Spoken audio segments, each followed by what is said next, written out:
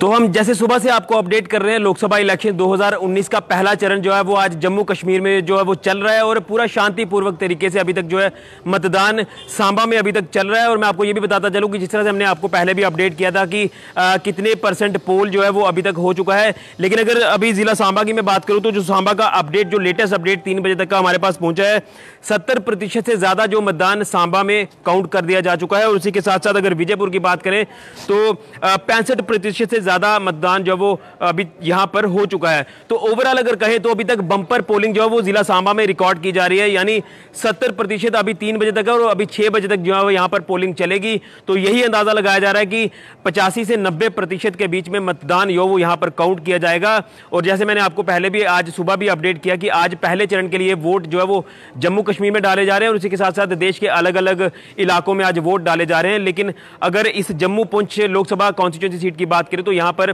2 constituencies fall करती हैं, assembly constituency, जिसमें सांबा और विजयपुर आता है। और जो सांबा के आंकड़े हैं वो 70% से ज्यादा हैं और इसी के साथ साथ विजयपुर के 65% से ज्यादा हैं। तो ओवरऑल अगर देखें तो जिस तरह से हमने पहले शुरुआत में ही कहा था कि अगर डेमोक्रेटिक प्रोसेस को अगर आपने आगे तक लेके जाना है, इस पूरे लोकतंत्र को अगर मजबूत करना है, तो वोट कितना जरूरी है ये आप अच्छी तरह से जानते हैं। और चाहे आज युवा वोटर्स हो जिन्होंने अपने पहली बारी अपने वोट का इस्तेमाल किया, उन्होंने भी आज बढ़ चढ़कर इस पूरे मतदान प्रोसेस में हिस्सा लिया।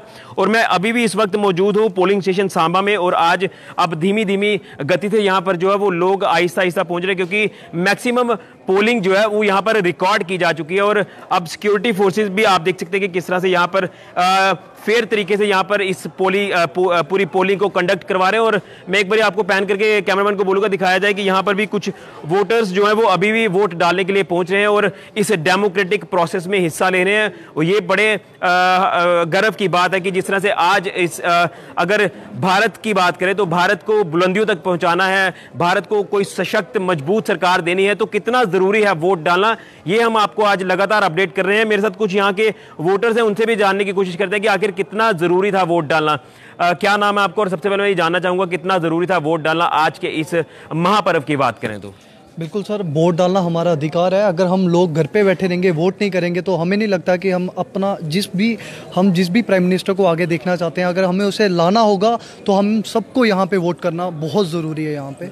लेकिन उसके साथ साथ मैं ये भी जानने की कोशिश करूंगा कि क्या वाकई में एक लहर चली थी 2014 में, क्या वो लहर आज भी बरकरार है या लोग कुछ चेंज देखना चाहते हैं? क्या आपको लगता है कि आज भारत जो है वो मजबूत हाथों में है, सुरक्षित हाथों में? बिल्कुल सर, सबसे पहले तो मैं आपको ये बता दूं, अगर हम सिक्योरिटी की बात करते हैं तो जैसे आज यहाँ पे मतदान हो रहे हैं, जम्मू कश्मीर के अंदर मतदान हो रहे हैं, आपको पता होगा यहाँ पे तो ऑलरेडी काफ़ी ज़्यादा मिलिटेंसी एरिया रहा। यहाँ पे इतना ज़्यादा इफेक्टेबल था, यहाँ के लोगों में डर था। जैसे अभी अब मैं बात करता हूँ कश्मीर की, तो कश्मीर में भी कई युवाओं ने वहाँ पर मुझे लगता है बहुत ही कम पोलिंग हुई है।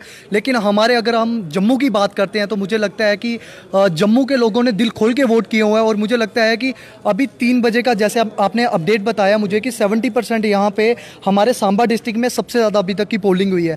तो मुझे लगता है कि अगर हम ओवरऑल जम्मू कश्मीर की बात करते हैं तो मुझे लगता है कि जम्मू डिवीज़न में हमारे यहाँ पे सबसे ज़्यादा पोलिंग होगी। तो मुझे लगता है 90% से ज़्यादा यहाँ पे पोलिंग हो सकती है। पिछली सरकार से शिकायत भी रही कि युवाओं के लिए अच्छे रोजगार नहीं मिल पाए, लेकिन सरकार के नुमाइंदों का कहना है कि हमने युवाओं के लिए रोजगार लाए। क्या आपको लगता है कि पिछली सरकार ने इस तरह से इनिशिएटिव लिए हैं युवाओं के लिए? क्या अगर कोई नई सरकार आती है तो वो किस तरह से इनिशिएटिव लेगी? क्या कुछ उम्मीदें हैं नई सरकार से युवाओं को लेकर? सर, सबसे पहले तो मैं आपको ये बता दूं, हमारे जम्मू कश्मीर में बहुत सारी कुछ ऐसी बातें हैं जो हमारे अभी तक सेंटर में ये बातें नहीं पता है। जैसे कि मैं आपको बताना चाहता हूं, जम्मू कश्मीर में आज भी हमारे जैसे यूथ हैं वो काफ़ी ज़्यादा अनएम्प्लॉयमेंट है। तो हमारी तो यही गवर्नमेंट से गुजारिश रहेगी कि सेंटर से ये गुजारिश रहेगी कि जैसे हमारे जम्मू कश्मीर में अनएम्प्लॉयमेंट की बात करते हैं तो वो बहुत ही ज़्यादा कम है।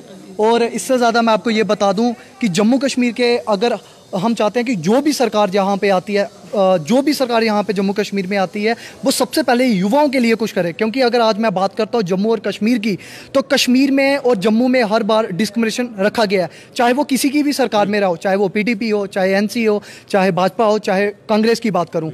क्योंकि हर पार्टी का यही मतदान रहा है कि उन्होंने कश्मीर को पहली प्रायोरिटी दी है और जम्मू को बाद में दी है। हम चाहते हैं कि युवाओं के लिए, सबसे पहले युवाओं के लिए यहाँ पे गवर्नमेंट नौकरियाँ निकाली जाएँ। उसके अलावा जैसे स्पोर्ट्स की बात करता हूँ तो आज जम्मू का युवा जितना भी है वो स्पोर्ट्स में सबसे ज़्यादा पीछे है, क्योंकि उन्हें पॉलिटिकल बैकग्राउंड नहीं मिलती है। जो लोग सिफारशी होते हैं उनको यहाँ से, जैसे अभी मैं बात करूँ IPL में, अगर कश्मीर के युवा खेल सकते हैं, क्या जम्मू के युवा नहीं खेल सकते? और ये जो छोटी मोटी डिस्क्रिमिनेशन चल रही है, हमारी सेंटर से ये गुजारिश है कि जम्मू के अंदर जिस तरह से जो डिस्क्रिमिनेशन हो रही है, चाहे नौकरियों की बात करूं, चाहे स्पोर्ट्स की बात करूं, चाहे हमारे यहाँ पे किसी भी एनी पार्टी जो यूथ के लिए जैसे डिस्क्रिमिनेशन हो रहे हैं, उसको बस एक अच्छे सहयोग से हमारे जम्मू के जितने भी नेता हैं, चाहे हमारे जम्मू कश्मीर की अगली जो भी सरकार यहाँ से बनती है, वो सबसे पहले जम्मू कश्मीर के और हमारे स्पेशली जम्मू के युवाओं के लिए कुछ करें। लेकिन क्या वाकई में इसी तरह की सरकार चाहते हैं जो सेंटर में अभी 5 साल का टेन्योर अपना काट कर गई है अपने कार्यकाल में, जिस तरह से उन्होंने काम किया है? क्या या कुछ उनसे भी अभी शिकायतें हैं आपको? देखिए, मैं सर एक बात बताऊं, जो भी अभी तक हमारे प्रधानमंत्री ने किया है, काफ़ी ज़्यादा सफलता में भी उन्होंने कामयाबी रखी है। हम ऐसा नहीं बोल सकते कि प्रधानमंत्री ने कुछ किया नहीं है। अगर हम बात करें तो काफ़ी ज़्यादा कुछ जो हमारे 5 साल में कुछ बहुत ज़्यादा चेंजिंग हुई है, जो उनके लिए जितनी तारीफ़ की जाए उतनी कम है। लेकिन जो काम बचे हुए हैं, जैसे मैं बोलना चाहता हूं, जैसे हमारे PMO साहब हैं, अगर उनकी बात करूं, अगर हमारे MP जुगल किशोर शर्मा की बात करूं, तो हमारी सबसे पहले इनसे ये गुजारिश है कि जैसे अभी 5 साल के बाद अभी इलेक्शन हुए थे, तो मुझे नहीं लगता कि इन्होंने सांबा जहाँ हमारे यहाँ के युवाओं के लिए जहाँ पे कोई दौर किया हो, जहाँ मुझे नहीं लगता साल में एक बार भी यहाँ पे आए हो। अगर इनमें से जहाँ कांग्रेस का कोई भी यहाँ से लीडर जीत के जाता है, तो हमारी सबसे पहले उनके आगे यही गुजारिश है कि आप अगर यहाँ से जीत के आते हैं तो इस तरीके को डिस्क्रिमिनेशन ना करें कि आप जम्मू के लोगों के लिए ज़्यादा काम करें, जहाँ आप कश्मीर के लोगों के लिए ज़्यादा करें। हम चाहते हैं कि जितना काम कश्मीर के अंदर हो उतना ही काम हमारे जम्मू के अंदर हो। इसी के साथ हमारी जितने भी जहाँ से जो भी पॉलिटिकल पार्टी का MP जहाँ से जीत के जाता है, हमारी सबसे पहले ये गुजारिश है कि हर 6 महीने में एक बार सांबा डिस्ट्रिक्ट में पब्लिक के बीच में आए, युवाओं की बात सुने। चलिए, बहुत बहुत शुक्रिया। तो साफ इनका कहना है कि शिकायतें भी हैं, लेकिन ये सेटिस्फाई भी हैं कि जिस तरह से पिछली सरकार ने काम किए, हर क्षेत्र में कहीं ना कहीं अच्छा करने की कोशिश की है, लेकिन कहीं ना कहीं कुछ क्षेत्रों में जो है वो पीछे भी रही है सरकार। लेकिन साफ साफ गुस्सा जो है वो यहाँ के मेंबर पार्लियामेंट जो कि पहले भी रह चुके हैं और एक बार फिर से उन्हें यहाँ से मैंडेट मिला है, कहीं ना कहीं वो लोगों के बीच में नहीं आए हैं, लेकिन एक ही नाम पर वोट दिए जा रहे हैं। ये आप अच्छी तरह से जानते हैं कि यानी एक ही ब्रांड पर जो है मोदी सरकार का जो जिक्र किया जा रहा है कि मोदी ही एक बार फिर से वापस आने चाहिए और देश का वो नेतृत्व करेंगे एक बार। लेकिन यहाँ उनके जो नुमाइंदे हैं उनसे खासी नाराजगी है लोगों की। एक बार फिर से आपको मैं पोलिंग स्टेशन के यहाँ से जो है वो विजुअल दिखा रहा हूँ कि अब लोग जो है वो आहिस्ता आहिस्ता जो है वो वोट डालने फिर से एक बार पोलिंग स्टेशन तक पहुँच रहे हैं, क्योंकि अब कुछ वोटर्स जो रह चुके हैं वो अपना वोट कास्ट करने के लिए आएंगे। क्योंकि अगर आंकड़े मैं आपको बताऊं तो आंकड़े जो है वो एक अच्छे खासे आंकड़े जो सामने नजर आ रहे हैं, यानी बम्पर पोलिंग एक बार फिर से सांबा जिला में रिकॉर्ड की जा रही है। यानी 70% का मतदान जो है वो अभी तक हो चुका है सांबा में, और इसी के साथ साथ विजयपुर में 65% से ज्यादा। तो ओवरऑल अगर देखें अभी 6 बजे तक अभी जो पोलिंग यहां पर चलेगी, तो 6 बजे तक यही उम्मीद लगाई जा रही है कि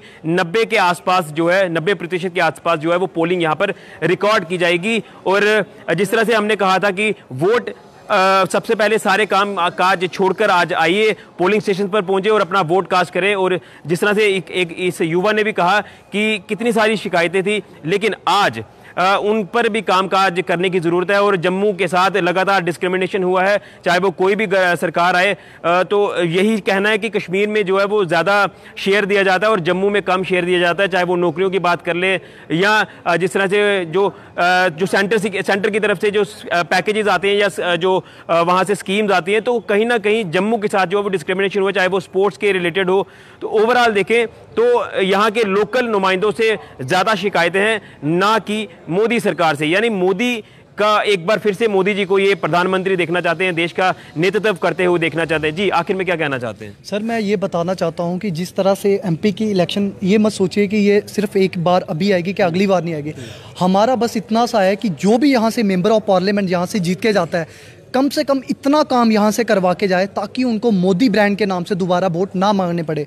देखिए, मैं आपको सीधा सा सवाल बोलता हूँ कि हमारे अगर ओवरऑल पूरे इंडिया की, भारत की मैं बात करता हूँ, तो अगर यहाँ के जो MP हैं अगर वो खुद स्ट्रांग होंगे तो मुझे नहीं लगता कि अगली बार मोदी के नाम से वोट मांगे जाएंगे। अगर वो खुद अगर वो खुद लोग यहाँ पे इतना काम करवाते हैं तो मुझे नहीं लगता कि दूसरी बार उनको मोदी ब्रांड के नाम से वोट मांगनी चाहिए। चलिए, बहुत बहुत शुक्रिया। तो एक ही ब्रांड पर जिस तरह से मैंने कहा कि वोट मांगे जा रहे थे, जो भाजपा के नुमाइंदे जिनको मैंडेट मिला है वो सिर्फ यही कह रहे थे कि मोदी सरकार अब की बार मोदी सरकार 400 के पार। तो कहीं ना कहीं अपनी जो वो कहीं उनका जो वजूद है वो अपना वजूद इस बार खोते हुए नजर आए हैं, क्योंकि एक ही नाम पर वोट मांगोगे तो कितनी देर आप वोट मांगोगे। ये भी पब्लिक है, पब्लिक के हाथ में ताकत है, वोट ताकत है लोगों की, और वोट अगर किसी को डाला जाता है तो सब कुछ ध्यान में रखते हुए डाला जाता है कि डेवलपमेंट के इश्यूज पर किस तरह से काम किया जाएगा, जॉब अपॉर्चुनिटीज जिस तरह से सरकार ने कहा कि हम युवाओं के लिए रोजगार के साधन लाएंगे तो उस पर किस तरह से काम किया जाता है, इसी उम्मीदों के साथ वोट दिया जाता है।